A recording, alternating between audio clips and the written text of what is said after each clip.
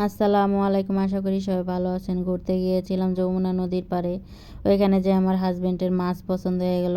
মাছগুলো দেখেও লোভ সামলাতে পারলাম না, এত ভালো লেগেছে মাছগুলি। আমার হাজবেন্ডে তো এই মাছগুলি নিয়ে আসছে ঢাকায়। এই যে মাছগুলি দেখেন, বড় বড় বাইলা মাছ এবং অনেক ছোট ছোট মাছ আছে যা আমি চিনিও না, কিন্তু খেতে খুব সুস্বাদু হয়েছিল। এই মাছগুলো বাড়িতে অর্ধেক রান্না করে খাওয়া হয়েছে, আর অর্ধেক নিয়ে আসছি ঢাকাতে আসার সময়। আবার আসার সময় নিয়ে এসেছিলাম আমার ভাসুরের বেকারি থেকে চানাচুর এবং অনেক ধরনের বিস্কিট। চানাচুর আমার হাজব্যান্ডের খুব পছন্দ, ওর প্রতিবারই চানাচুর নিয়ে আসে এবং বিস্কিট নিয়ে আসে। আরও কেকও আছে, এখানে ড্রাই কেক আছে, আবার শ্যামাইও আছে। দুই পদের শ্যামাই আছে, একটা ওর পছন্দের একটা আমার পছন্দের। দোনোজনের পছন্দই দুই রকম, এই জন্য সব কিছুই আনতে গেলে দেখা যায় অনেক বেশি হয়ে যায়, এই জন্য একটু বেশি করেই আনা হয়। এই যে আমি প্যাকেট এইগুলো দেখাচ্ছি, বিস্কিটগুলি খেতে অনেক মজা ছিল এবং মজা, সবগুলি বিস্কিটই খেতে খুব মজা।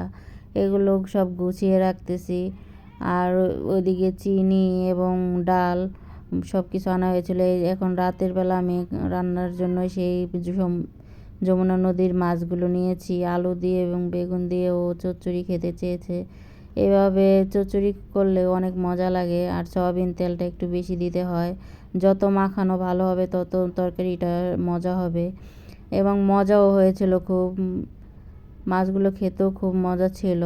এই যে মাখানো হয়ে গেছে, এখন মাছগুলি দিয়ে আমি একটু ভালো করে মেখে তারপরে এটাতে হালকা একটু পানি দিয়ে, বেশি পানি দেব না।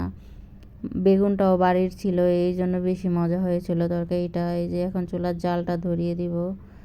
বাড়ির মাটির চুলায় রান্না আর শহরের গ্যাসের চুলায় রান্নার অনেকটাই ডিফারেন্স আছে।